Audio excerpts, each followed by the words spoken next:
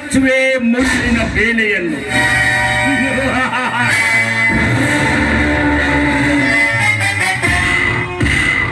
ಹಲವು ವರ್ಷಗಳಿಂದ ನಾನು ಸಾಧಿಸುತ್ತಾ ಬಂದ ನನ್ನ ಸೇಡಿನ ಪ್ರತಿಫಲವನ್ನು ತೀರಿಸಿಕೊಳ್ಳಲು ಇದು ನನಗೆ ತಕ್ಕ ಸಮಯ. ನಾಳೆ ನಡೆಯುವ ಶುಭ ಮಂಗಳದಲ್ಲಿ ಶಾಂತೇಶ್ ಹಾಗೂ ಪದ್ಮ ವಧುವರಾಗಿ ಕೂಡುವರಂತೆ ಅಂದರವೆಂಬ ಅರಮನೆಯಲ್ಲಿ. ಇದು ಅವರ ಕಾಲ್ಪನಿಕ ಕನಸು ಮಾತ್ರ.